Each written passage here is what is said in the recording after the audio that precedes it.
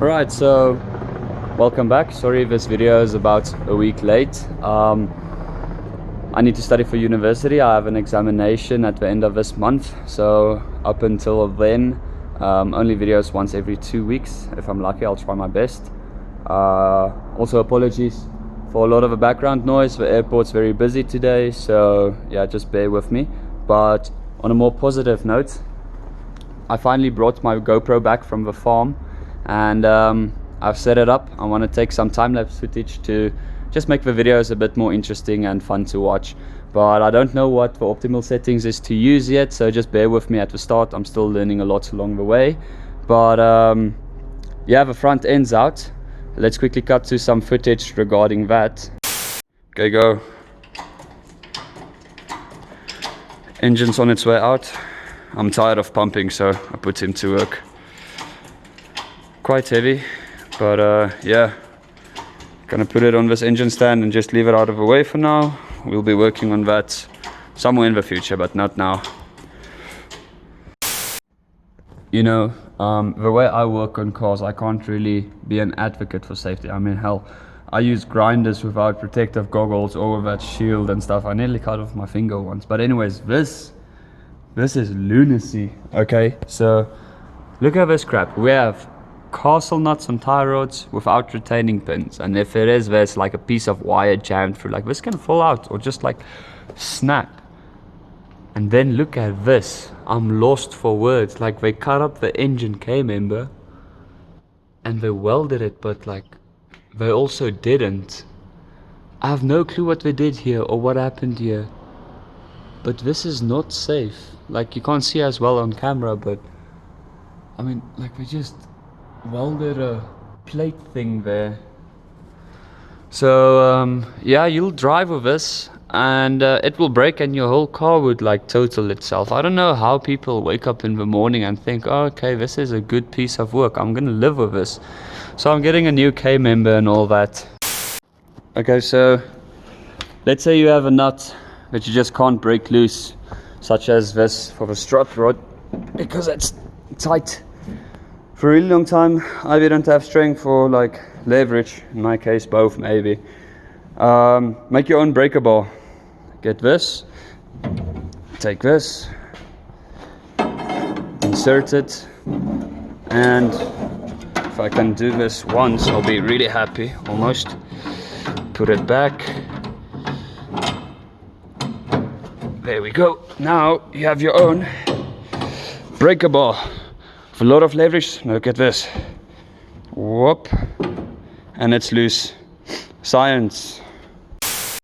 And now I'm quickly gonna clean it up with a pressure washer, get some time-lapse footage of that just to experiment, because yeah, it's pretty dirty. Hey, like all the sand and stuff comes out of the frame rails.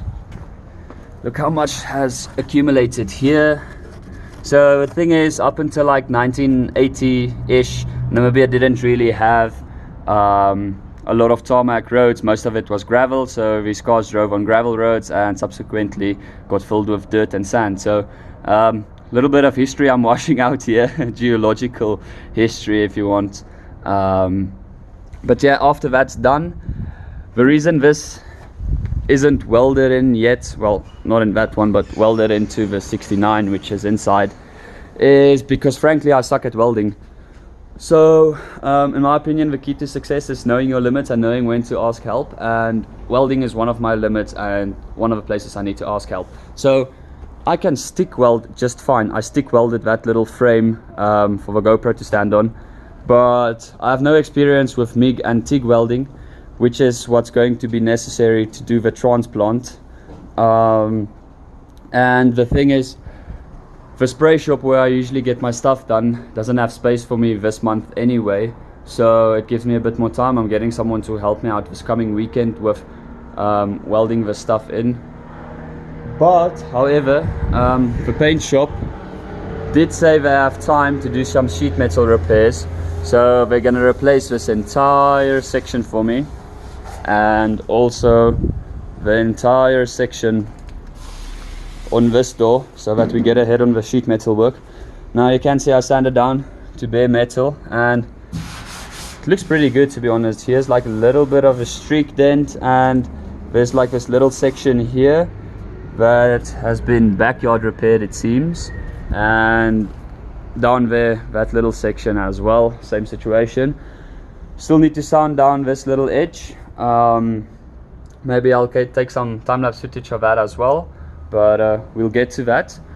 Regarding the 68, furthermore, I still need to cut out the transmission tunnel. I'll get some time-lapse footage of that maybe. And then also, while it was inside on the lift, I took off the wheel, took off the drum, and I removed the handbrake cable because I needed that differential that came out of a 69 didn't have a handbrake cable still attached to the drums. So I took this out. Let's quickly cut to some footage of that. The most annoying thing about working on the 68 is not only is everything stuck, but it has a bug infestation. Literally everything I remove, I find these little bugs everywhere. And they're quite disgusting. If you squish them, they stink. But yeah, can't wait to get this car off this lift and out of my way. I hate working on this one. Right, so I finally got the outer drum off. The reason I'm removing these is simply to get out my handbrake cables, because they're actually expensive to replace, and if you don't have to, why do you want to? Now, the thing is, I already removed the other side. Here it is, it's a long one.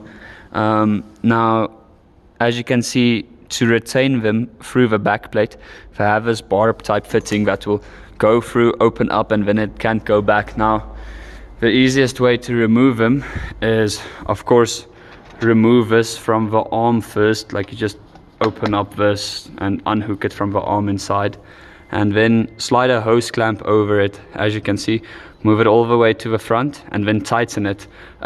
If you're lucky, you can just pull it out then, but if you're in a situation like me where the stuff has been stuck for more than a few decades, just take a screwdriver, flathead screwdriver, and hit it on this end with a hammer, and it will like pop through until you can just pull it out. So yeah, that's my tip for removing the handbrake cables from the rear drum.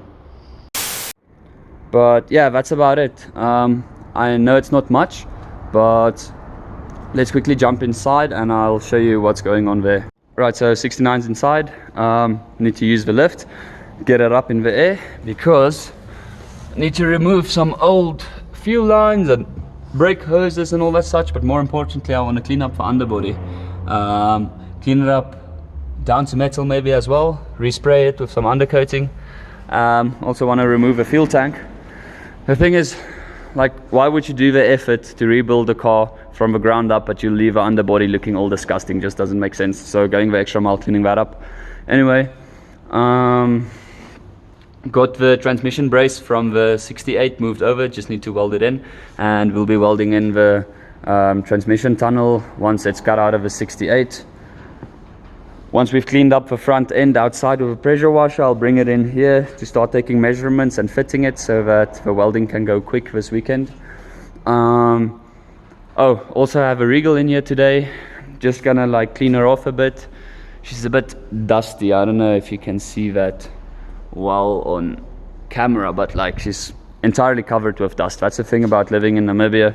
It's very dry, very windy, so dust accumulates everywhere. Now, before people tell me, oh, just use a tarp and cover your car, the thing is, I drive this car every day. Putting on and taking off a tarp every day is going to damage the paint. So no, I'm not going to do it. I'm just going to like spray it down once a week with air hose and wipe it down with a damp microfiber cloth. Anyway, that doesn't matter. The actual reason I have to work on it today is because my brights and dim switch broke again. So I'm jumping my lights for the moment. There's the new switch. Now the thing is, these switches I buy it from like the automotive store for the equivalent of $1.50 US. They're cheap as hell. I can't find quality ones here in Namibia, so they keep breaking after like 500 kilometers. So just gonna replace that today. For the Barracudas, I'm not gonna put a bright and dim switch back on the floor. I'm gonna put a toggle switch on the dash. We'll get to that in the future. And also I need to get the Regal on the lift and take out the fuel tank, because let's see if we can get in here. No, that's not gonna work. You can't see anything, but anyway, the filler neck seal. So basically you have a neck that goes into the tank and has a little rubber seal that seals where it goes into the tank. Now something's wrong there. For some reason when I fill up my tank, it leaks fuel through there. A lot of fuel actually. I'm losing about like 3 liters I've measured the other day, just leaking through there. So want to get it up on the lift, drop the tank, look at the seal, maybe it's burst or damaged or something, we'll see. I'll see if I'm going to include any footage of that into this video, depending on how the time works out. I want to make this video a bit longer anyway, because it is so late. But anyways, yeah, that's it for now. I'm going to stop talking and get to work. So let's start by cleaning off the front end.